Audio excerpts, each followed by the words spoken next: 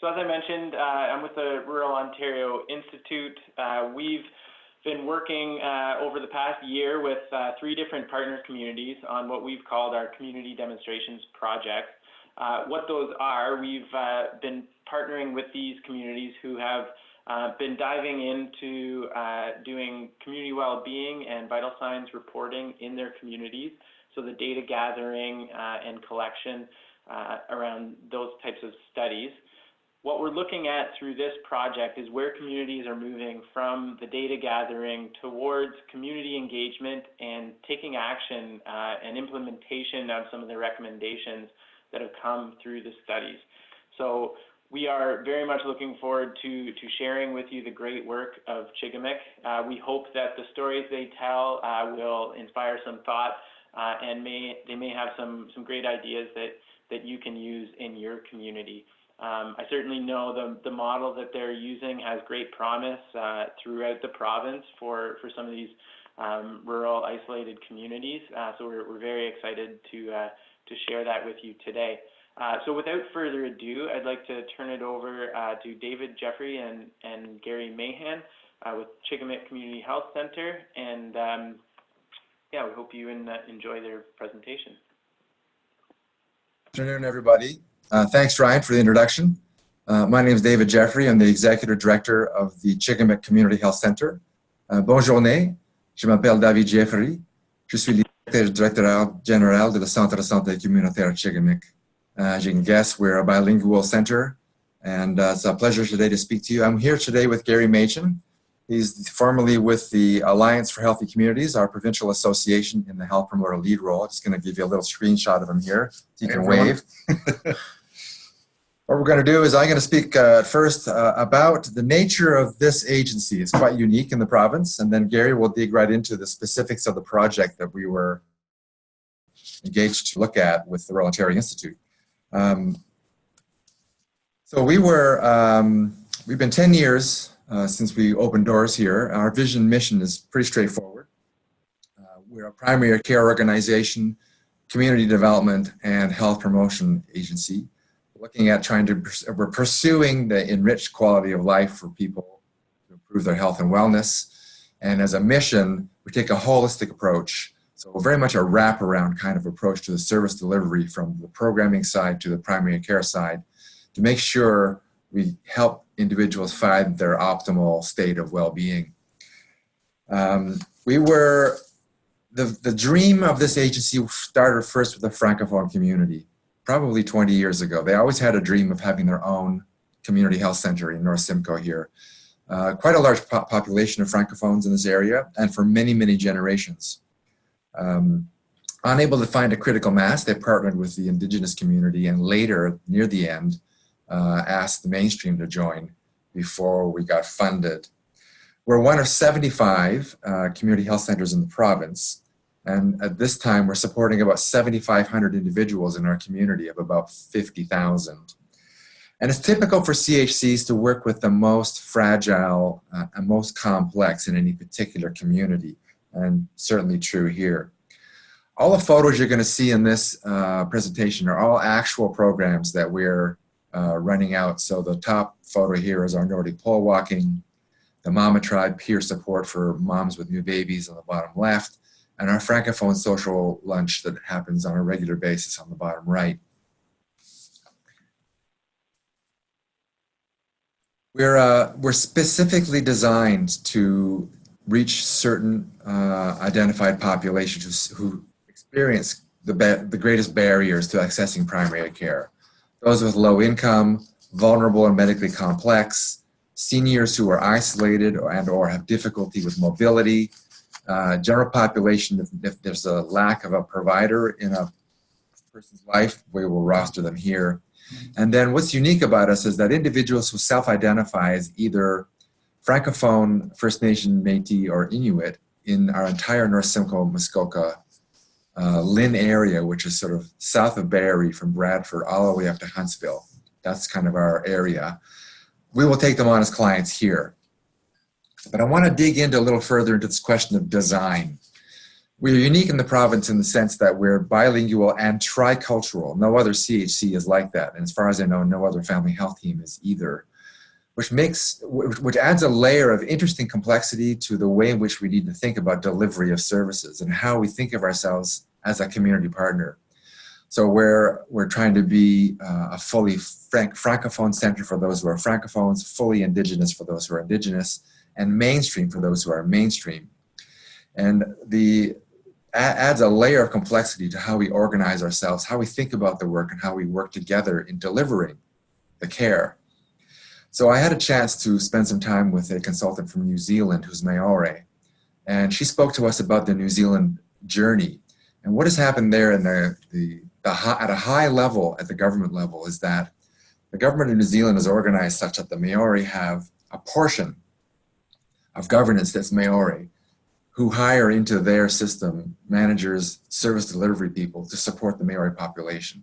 And you can't duplicate everything in different parts of the healthcare system there, but you can create alliances and relationships with two parallel but related, not integrated, but related parts of the structure. And so I've taken that idea to heart here at Chigamik and tried to create what I call 3 different cultural service delivery groups. So the board is divided into 4, 4, and 4, representing the 3 populations. And so for the Francophone population, as an example, there are Francophone managers, Francophone service delivery staff who support the Francophone population. So while we're organized horizontally in terms of our governance, more or less along a Carver model, we're also organized vertically in terms of culture and language. So that group of board members, managers, service delivery, and some invited community members will meet on a monthly basis to talk about the delivery of Francophone care out of our center to our community. So it creates an interesting and rich dynamic in terms of how we organize and deliver the work. So I wanted to just dive into that a little bit to give you a sense of the design here. All of this is underpinned with a community development approach. While we are a primary care facility, I like to think of all the aspects of the care we deliver as grounded in a community development approach. And we'll talk a bit more about that as we go along. This is the population health focus of the work we do. And our clients face significant barriers. And we use a variety of tools to help us understand the population. So we looked at the Canadian Index of Wellbeing over the last few years. It's run annually, and the province did a study through the CIW as well. The County of Simcoe regularly runs data, and Vital Signs, which is typically supported by the community foundations, we were participant in the creation of that data set as well.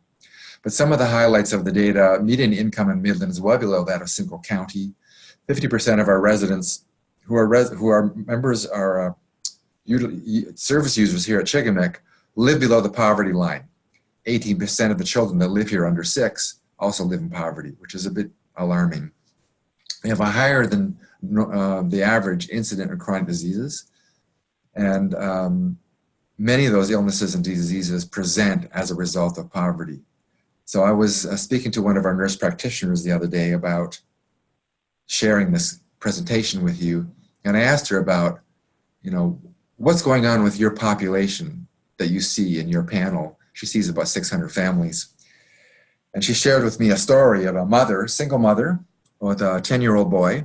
And they've been coming here for quite a few years now. And she noticed about a year ago that they started presenting with increasing degrees of illnesses, flus, headaches, colds, and she having growing concerns around their health.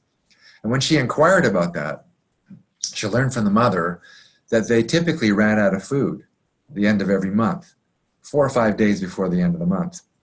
And so once we learned that, we were able to put in place a plan to help her remedy that lack of food every month for her and her son. And her health outcomes started to improve. So it's, we're facing, not just here in North Simcoe, but I think in Ontario generally, and perhaps Canada, an epidemic in poverty. With the growing disparity between incomes, what's happening at the bottom end of that income scale or grid is the people most fragile are really struggling the most. So that led us to this conversation that we want to talk to you about today, which is this notion of belonging, or its converse, social isolation, because they correlate both in the positive and negative with poverty and poor health outcomes.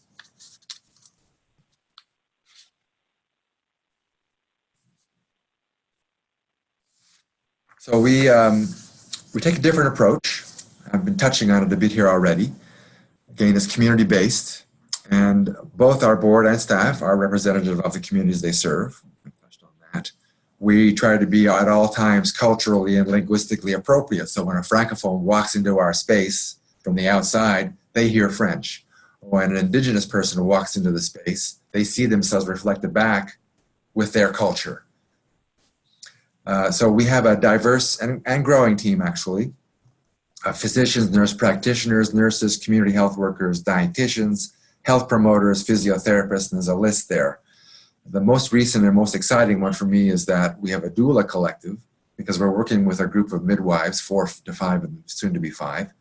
And the doula collective is Indigenous, so there's a dozen women who have been trained to assist with midwifery in the delivery of babies all around the region. And that's been a really interesting innovation. It's, again, comes out of a community development strategy to try to build capacity at the grassroots for all manner of understanding, self-understanding, and community understanding. And the doula collective is one example of that. And we do regular case conferencing around our clients.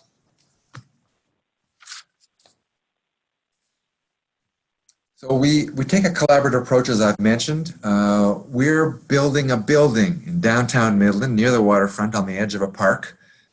And when that property came to us from the town of Midland, they're a key partner with a 50-year lease, the property was deeded to the town by a family here, the Playfair family, who, when they deeded the property, they wanted to have put there a hospital. That was 100 years ago. So funny how the cycle of time cycles around, and here we are setting up our community health hub on that very same property deeded to the town 100 years ago, hoping for a hospital. So we're co-locating in that space with a variety of community partners. It's innovative, it's exciting. We're going to be there with the Waypoint Outpatient Mental Health group, with a youth wellness hub group. There's a mental health walk-in clinic. That's a clinic, one-off counseling events, well documented in research to show it has a huge impact on individuals who have nowhere to go. They can go, walk in, have a one-session counseling session, and from there it might be finished, or from there be referred on to further work if needed. Great point of entry, very successful, running it now for about 5 years with 5 partners in the community. That's going to move with us to this health hub. The RAM Clinic, which is the rapid access for addiction medicine for those in an opioid or addiction crisis. That's, again, a partnership with one of the local hospitals. That community clinic will be moving with us as well.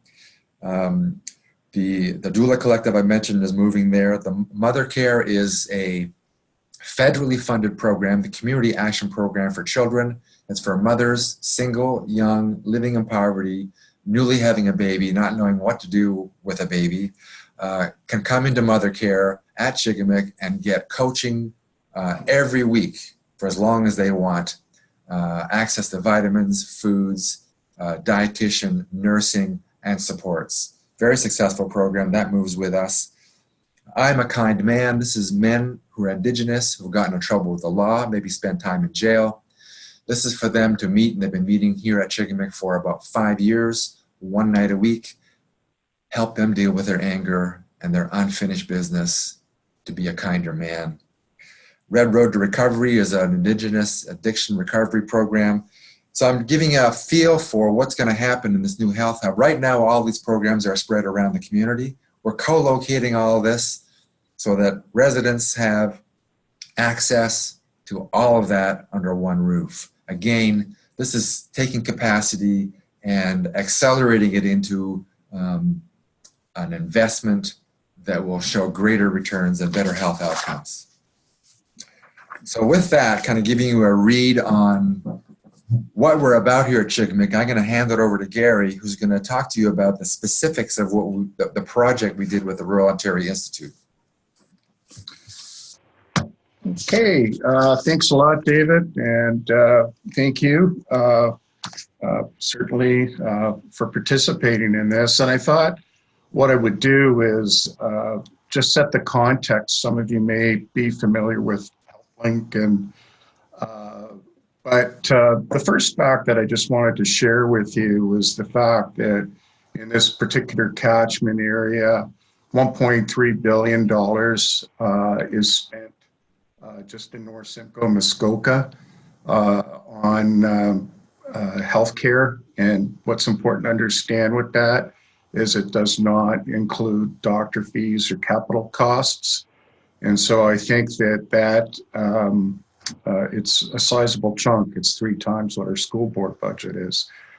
And as many of you know, healthcare is, I think, 42 cents of every taxpayer dollar goes to healthcare. And so it became a real area of interest for economists. And in reviewing healthcare expenditures, what economists learned is that 5% of Ontarians currently are using 2/3 of all healthcare expenditures. 10%, it's close to 3/4 of all healthcare expenditures.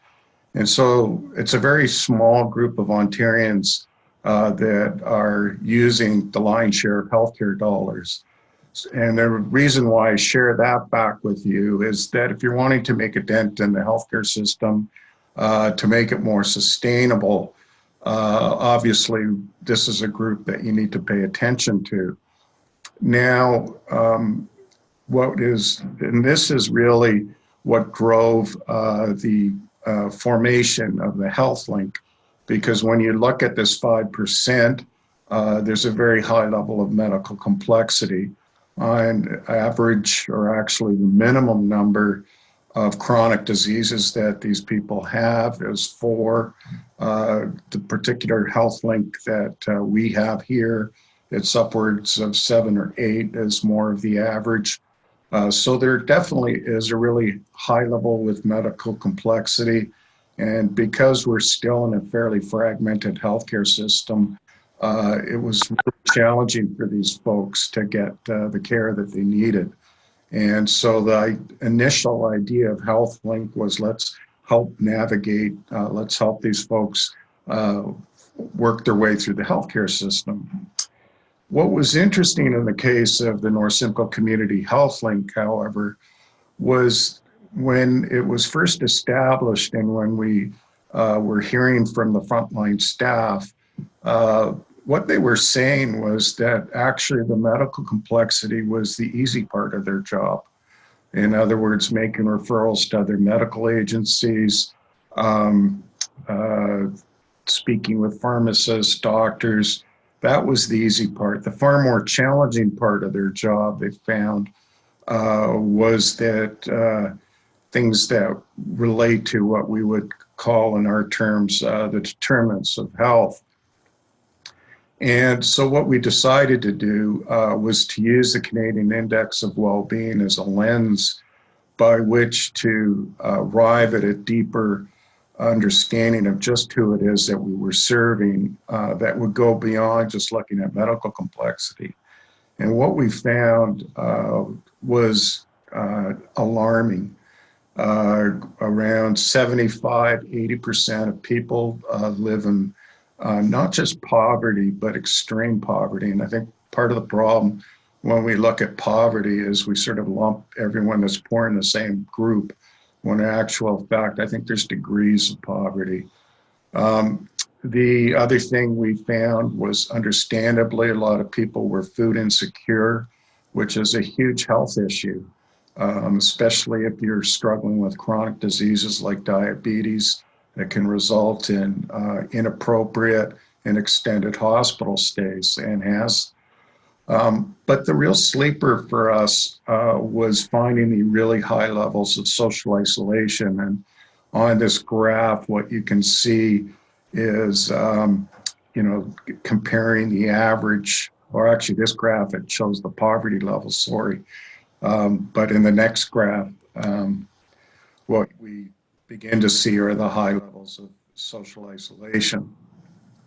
Now, what this did is it resulted in a major shift in the conversation, because what we moved to was a discussion where we were wanting to focus on who we were serving, whereas what we began to realize was that the real question wasn't so much who we were serving, but what the issues were that were exacerbating or causing the health issues that we're dealing with.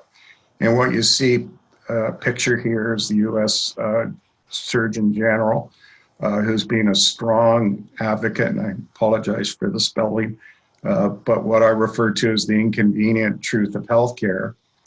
And basically, what he says, and I think what our own emergency physicians would say, is you cannot medically treat poverty, malnourishment, social isolation with medical interventions. It's not only is it ineffective, it's prohibitively expensive, it's also inhumane. And so, thanks, David. But what makes this research and intervention, I think, so interesting is it's not just a bad news story. What we did is we used the information that we gleaned from the research, both the survey research as well as the qualitative research, and it informed the approach that was taken here, which is very different from the large hospital-led health links. And particular, what it resulted in was what we refer to as triple aim impacts. The first level being at the individual level, quite aside from the fact that a lot of the folks are much more satisfied with the help they're receiving, feel like they're heard, the quality of healthcare, but an 82% increase in the levels of belonging. So clearly, Chigamik and the Health Link here was making a dent there. There was impacts at the community level, and an example of that is an enhanced volunteer driving program. And I think for those of us in rural communities, that's a huge issue. And it was a big issue here, but with an investment into an existing volunteer driving program, they were able to greatly increase access for a lot of these folks who are isolated. And then there were also major reductions in the healthcare utilization rates. Hopefully you're able to read the stats off the slide, but what they show is that there's a 40% reduction in emergency room visits, as well as roughly that percentage in inpatient hospital stays. So if you stand back and recognize that roughly a high-cost user on average is, I think it's about $150,000 to $200,000 a year in hospital costs, and the caseload here is in the order of, I think, 300-400. And you start to do the mental arithmetic, what you realize is that there's a major return on investment here, whereby the operating costs, which really just consists of 2 nurses, compared to what is millions of dollars in lower hospital costs. So it's one of those bad news, good news kind of story. So the next question is, well, how did we do it? And one of the terms that you hear in the media, fortunately, I think there's much heightened awareness about the impact of health and a variety of factors relating to belonging and social connection. And but the intervention is social prescribing. And a lot of people, I think, don't realize just how important social isolation and social networks are. And there's now a lot of longitudinal studies that have come out involving thousands and thousands of people. And what they've demonstrated is that access to social network and social integration is, according to them, the number one determinant or factor that impacts on health status. But what was also really interesting is that in the longitudinal studies, the social networks were more important than smoking, diet, and drinking combined. And when you think of doctors and your average visit to your doctor, they may, if you're lucky, focus on a lifestyle factor such as smoking. Rarely, if ever, do you hear them talk about your social connections. And so that's really what social prescribing is about, is trying to draw attention to the importance of this as an integral part of your health. And in terms of how that translates into a place like Chigamik, although I think it could easily be adapted to non-healthcare settings, Chigamik was actually the very first community health center to pilot an intake and that really looked at all the determinants of health. We called it a Be Well survey. And this is so important because if you don't get the information up front, you don't really know how to properly deal with folks. And so what that entails are several questions that really get to whether people have access to family and friends, are they lonely, those kind of things.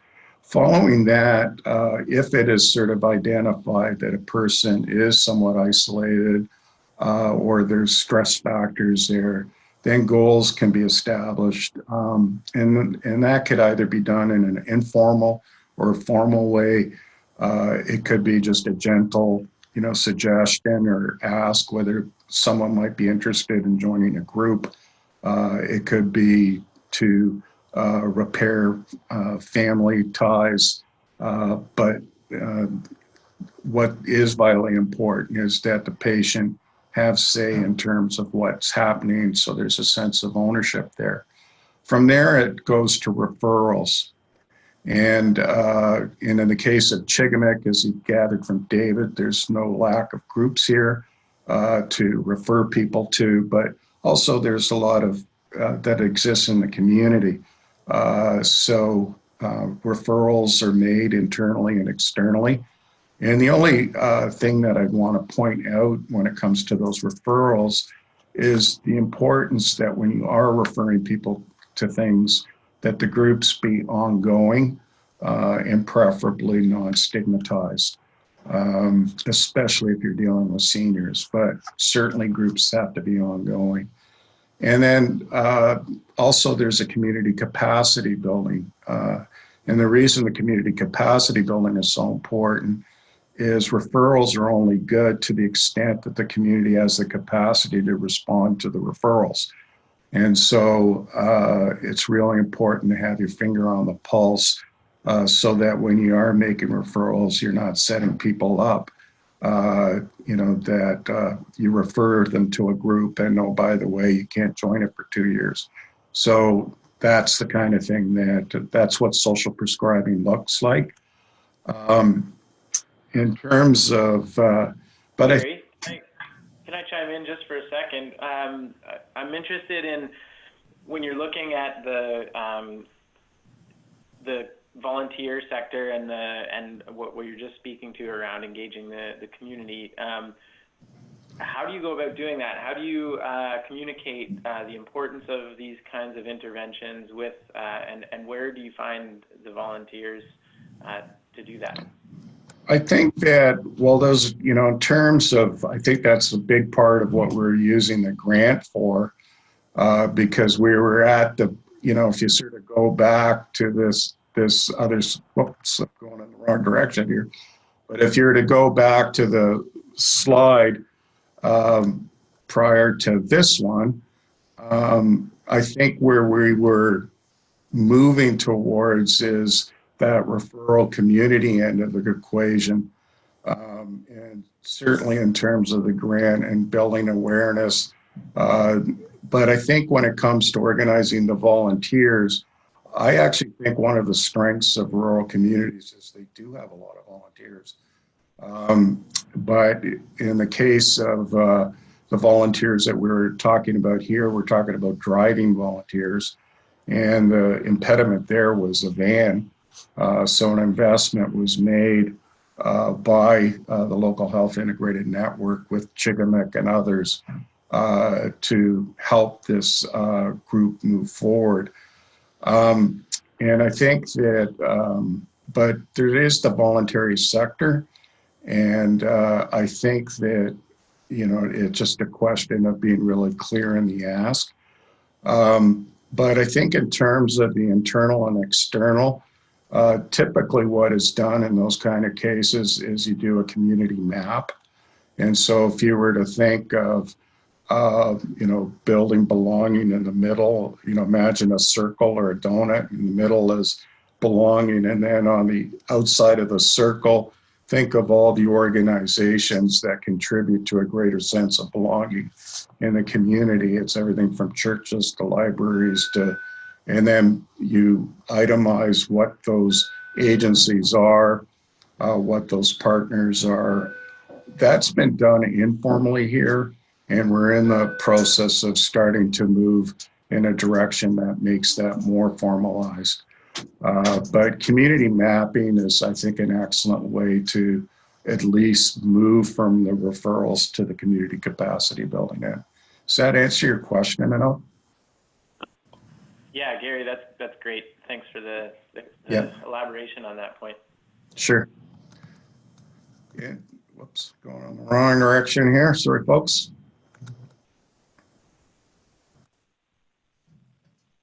So I think one of the things that we really, and this is again where the Rural Ontario Institute has been really, really helpful, is that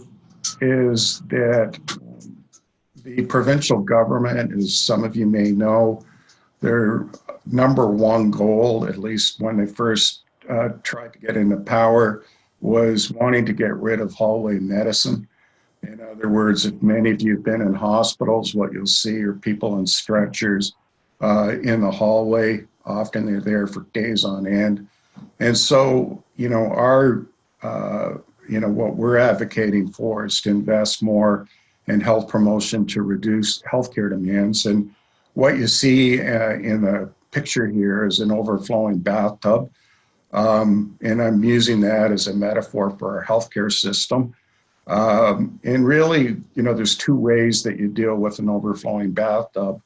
The first is that you get more buckets to try and avoid it from overflowing. And to date, I think that's been the response from the Ministry of Health. In other words, let's build more hospital beds, let's get more doctors. It's been very much in that end. Whereas the focus is on turning down the amount of water entering the bathtub, that is more of the health promotion. And to me, that's what HealthLink is, or this research provides such a strong example of, is that just to, you know, 40% reduction, if you imagine that water flowing into the tub, it's 40% less strong just with this one intervention alone. But I think one of the real barriers that we've run into is this mindset on the part of the Ministry of Health, which focuses on efficiency instead of return on investment.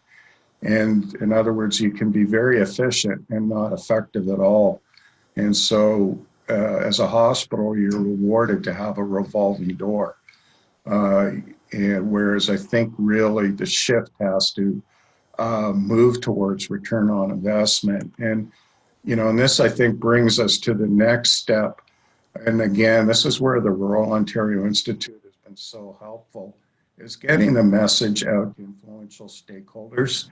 And I think with this particular government, that would be groups like the Rotarians, the Probus clubs, the Chambers of Commerce, because in those groups, what you have are business people, and business people understand the difference between efficiency and return on investment. And the response that we're getting from everything from municipalities to citizen groups here has been phenomenal. They're really excited about what has happened here. I think they're proud about what's happening here. And so we're, as stated here, we're going to continue that work.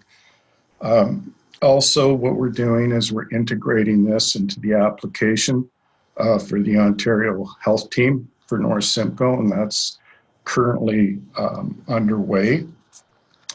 And the Ontario teams, for those that don't know what they are, basically they're replacing the local health integrated networks, although it's not really clear what they look like. But I think because of the kind of collaboration that David talked about earlier, should things come to pass, we trust good things will happen. The third thing that I think is really important is to have some kind of rural Ontario health and well-being voice that is, because I think one of the things that offers strength to your fight locally is when you have a presence provincially. And I certainly, I think that there's merit in the idea of having some kind of a network. And so what we're committed to is organizing some kind of gathering in which probably there'll be several streams, one of which would be devoted to belonging, but I could imagine another one would be food security, community safety and well-being would be another one, and then primary healthcare could be one. But certainly we need some kind of vessel. And I think what I like about the Rural Ontario Institute is, as was stated at the last conference, it's the Switzerland in European countries. So I think that's really important to have that level of neutrality to build trust. And then I think that's basically our next steps. So I just wanted to really identify or clarify that this work, we see it as part of a process, and that it's not just because it's the end of the grant doesn't mean it's the end of the work. So I think that's pretty much it. Just again, a special thanks to the Rural Ontario Institute. And certainly, aside from the funds, which was certainly helpful, I know, and I don't know what it's like for other partners, but when we have the Rural Ontario Institute behind it, it just gives it a little more credibility and oomph. Not to say that, the findings here aren't strong, but I think it's good to have a provincial partner, and then obviously everyone affiliated with the HealthLink. And so if there's any questions, now would probably be the time to ask. Yeah, thanks very much, Gary. And it looks like we do have some questions coming in through the window here. So I'll get to the first one from Hillary. She says, great presentation. She's curious what you see as the biggest barriers and enablers to local collaboration with the different organizations that you coordinate with and refer people to for services. We'll both answer. Yeah, hi, Hillary, it's David here. There's probably a variety of answers to that, but part of it is the way the funding is structured. So you get ministries that are siloed, that don't talk to each other, and fund grassroots organizations that then expected to collaborate. And that in itself creates a barrier, because then you have these different funding expectations for reporting on the funding and ways of behaving against the funding that drive the way in which people behave at the grassroots with each other in the service delivery. So if there were a way, like the Ontario Health Teams is actually an effort, I think, at first glance, to try to get past that, because the Ministry of Health is saying, give us a plan for how you will work together collaboratively in your region. That's no holds barred, no barriers, no strings attached. What would be the best possible way to work together? And that's an interesting proposition. Letting us do that right now is a lot of work, but it's exciting too. Maybe Gary's got a thought on the same. Yeah, I think in terms, starting with the enabler, and I think the luxury that I've had with this research is because I work provincially and saw a whole bunch of different community initiatives.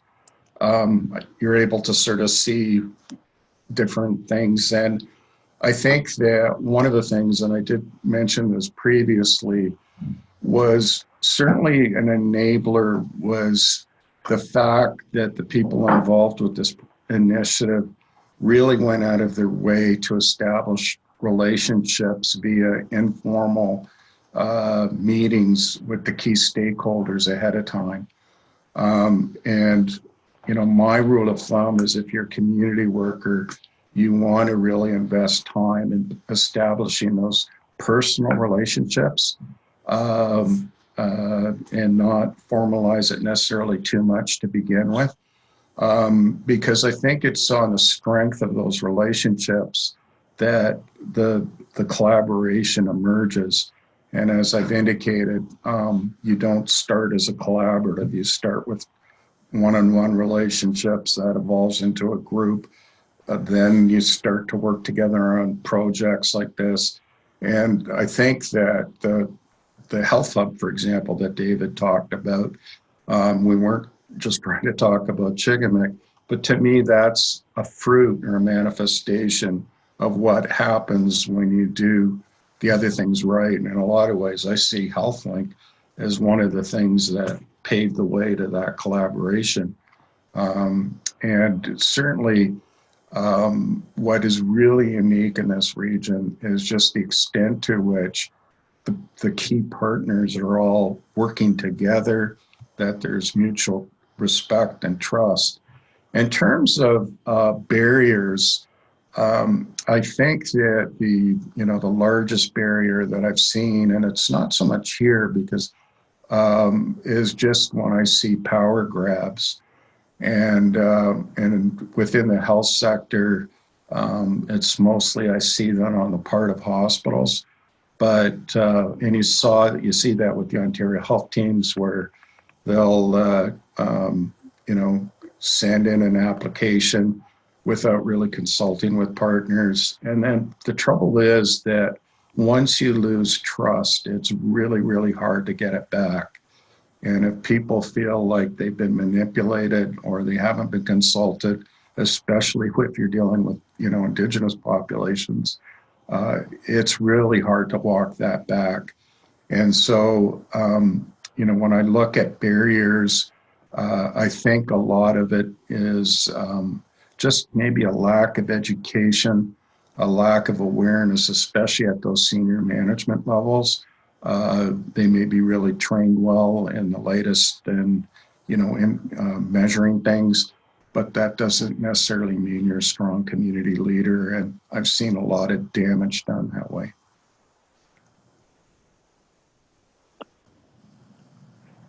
Great, thanks David and Gary for those thoughtful responses. I have another question here for Gary, I believe. I was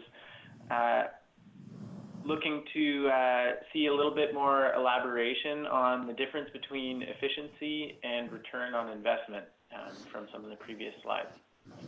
Yeah, the efficiency, like to me, like if I was to sort of talk about efficiency and cost and return on investment, imagine you're a store owner and that, ultimately what you want to do is sell produce or sell your inventory.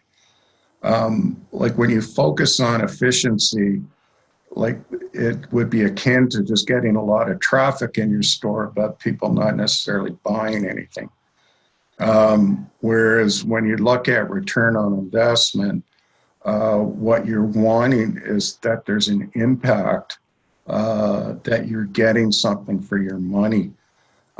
So when we look at, so for example, if we look at HealthLinks, for example, one of the things or key things that was so critical for success here was the fact that the nurses had a manageable caseload.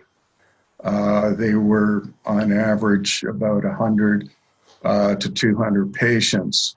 And it was because a commitment was made on the part of the management team here that the nurses needed sufficient time to do the care coordination, that they were able to achieve impact and able to have a return on investment.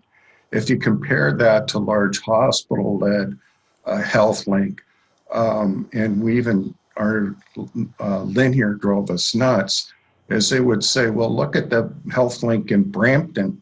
Their nurses serve 4,000 people. But at the end of the day, there's no impact. It's not like their lower hospitalization rates. There's not even positive changes at the individual or community level. So it's just like, and that's a trouble when you have a government that just focuses on volume. You don't get the impact. So often there's this kind of sweet spot where you need to find the optimal number of people you can serve in a way that you're going to be able to generate impact. And so that's what I mean by return on investment, that there's something there that demonstrates an impact. And when it came to the hospitals, and this was a major study done by the Institute of Clinical Evaluation Studies, when they reviewed the large hospital-led HealthLinks in the GTA, what they found is they had no impacts in terms of lower utilization rates. So even though they used the same amount of money, if not more, they had nothing to show for it at the end of the day. Does that help?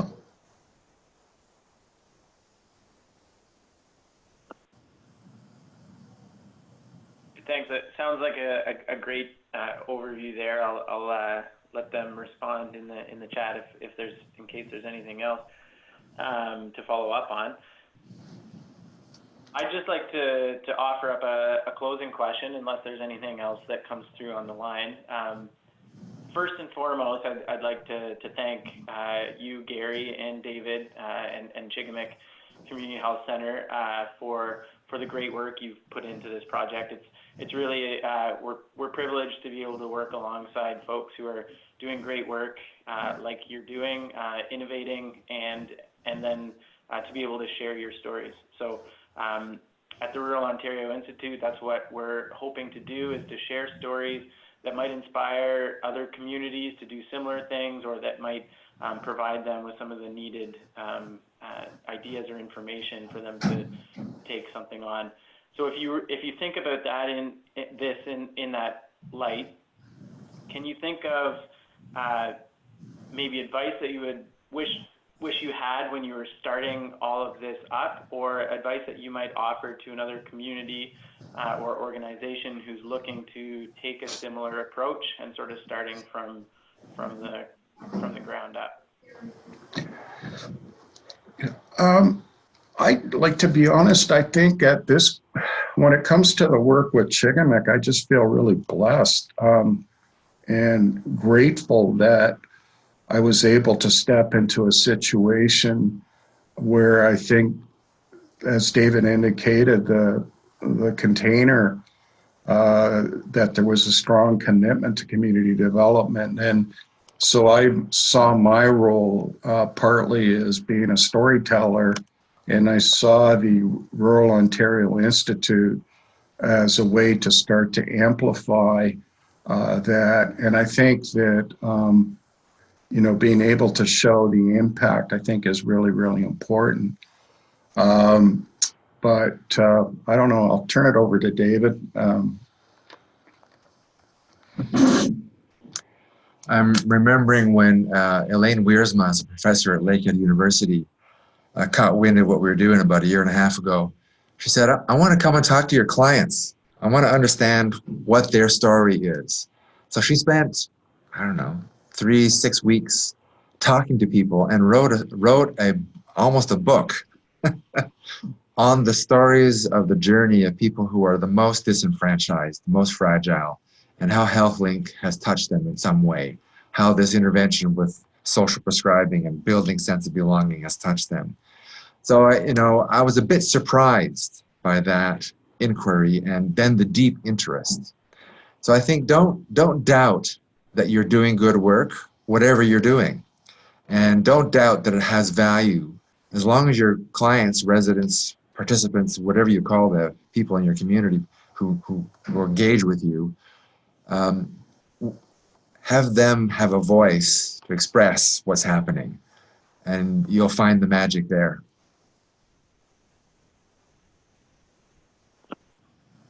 Thank you, David. That's great, and thanks, Gary. We have one more question from the line, and I think they're going to chime in to ask their question. Yeah, it's Melissa Pomeroy here with the Trilling Foundation. I was wondering if when your beneficiaries come in and you do the intake that determines that they're experiencing social isolation, do they know, like, do they know they're lonely and isolated and want those services? Or because I feel like a lot of people that I see suffering health issues, they're often they think they want to be alone or they prefer to be alone, and they don't realize the impacts that they're isolated or that they need the community. I just wonder if people know it. Yeah. Yeah. I think I'll sort of respond to that because Chigamik was actually the only, like when I first worked with the Association of Ontario Health Centres, my initial role was actually to help the Alliance or members use the Canadian Index of Wellbeing, which we adapted to this thing called the Be Well survey in multiple different ways. But I really wanted to find a place that was prepared to use it as an intake tool. And I thought that it would be a relatively easy sell because I was dealing with people who had a lot of folks they were serving, but that was a huge barrier actually. I was getting a lot of blowback in terms of number one, patients would find it intrusive. Number two, it was too long. Number three, the patients we have aren't interested. And what our experience has been was quite to the contrary. Number one, that the people who did respond to the survey appreciated that time was being taken. Number two, it didn't take too long. And bear in mind that it also saves time because if you don't address things like isolation up front, what you end up with is people visiting your doctors or your staff on a lot more frequent basis just to fulfill social needs. But in terms of people's responses, the feedback that we get, and more of the area where I think you get a little bit of reluctance isn't around the issue of loneliness or isolation as much as it is income level. That seems to be a little more of a sensitive issue. And then I think the other thing that is so important is the way that the provider presents it. Like when we first started, we had a nurse doing it who just really believed it, presented it in a really positive way. It wasn't like people were just throwing a survey and fill it out. She explained why we were doing it. And so it was, that sets the tone. Whereas if it's something that's enforced or imposed on a staff that you must do this, then, people are going to pick up on that. So to me, it's all about the healthcare practitioner, or if you're in another setting, their particular stance, and they respond to it. And when I did it, to be honest, I piloted a similar survey years before when I was with the Barrie Community Health Center. I did it verbally, and I went a lot by, as it was almost like a bit of a conversation. So, and I found that worked really well. And on average, it took about 10, 15 minutes, but never did I get pushed back. There was only one patient I didn't do it with, and it wasn't because they weren't interested. It was just they had dementia, so it wasn't appropriate. But I think that what's really important is just the way it's done and the mindset of the staff. David? I'll just add one quick story because Gary's touched on lots of points that I would have said. There's about 100 homeless people in Midland any given day, and we have an outreach worker that works with them daily, and he works at building a relation with them. So for us, it's a relational approach. So it's not uncommon for us to have a homeless person get to know Jeff, but then come up to our location and sit on the curb for a week and watch what happens. A week later, come back and sit on the bench closer and watch what happens. A week after that, or 2 weeks after that, sit in the waiting room and watch what happens. So it's a journey of rekindling an inkling of trust with that individual who's lost all trust in everybody and the system in every aspect. That's why they're homeless.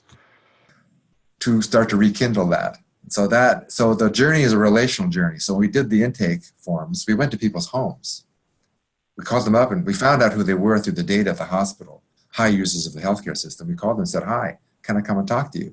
In a good way, with no expectation, no force of any kind, strictly an invitation to consider something more for themselves. Yeah, so I think that's, I think David pretty much nailed it, but, and a lot depends, right, too, like, if it's written, it's one thing, but as you know, verbal communication, 70% is non-verbal, right? And so it's your tone, it's your body language. So, when you ask a question like lonely, I mean, if you can ask, are you struggling? Are you lonely? Or, how are you doing? You're going to get one response. But if it comes across like you're a loser because you're lonely, you're going to get an entirely different response. So much as I think rests with the caregiver, as well as, and I think the training that's provided prior to that, I think is key, because that also sets the tone. Does that help?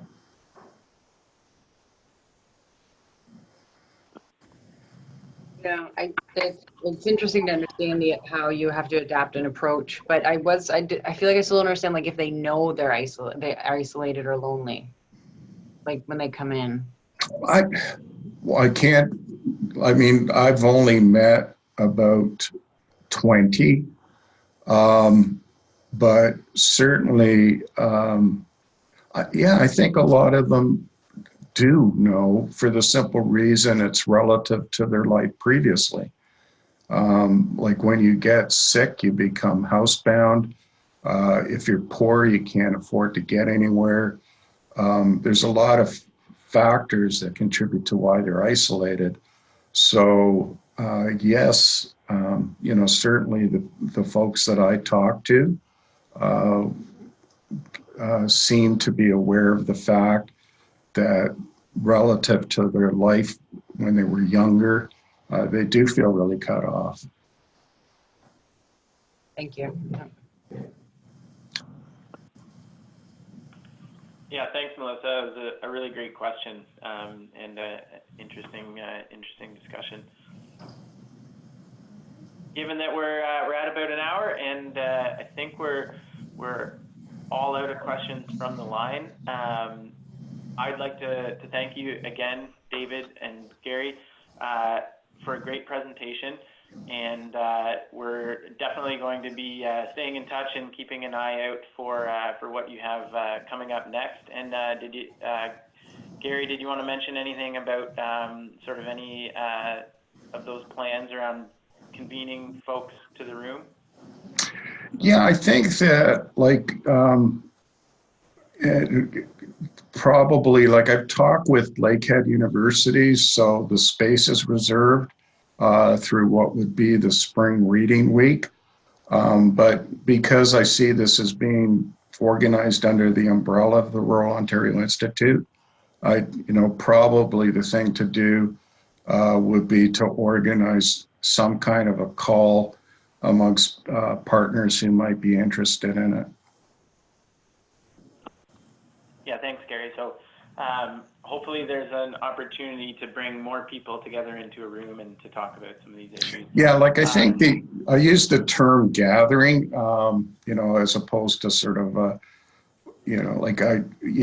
what I sort of envision is maybe a keynote speaker on the evening before, and then in the day following where you have this sort of streams happening. And then you kind of have to see what emerges, right? Whether there's the interest in establishing some type of a network or not.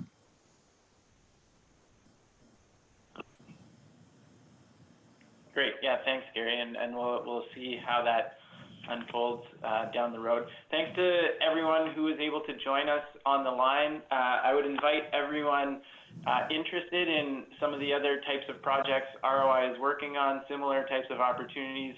We intend to continue doing webinars to help share new innovative ideas for community development throughout rural Ontario. So you can join us on our website at ruralontarioinstitute.ca and subscribe to our mailer list if you're interested.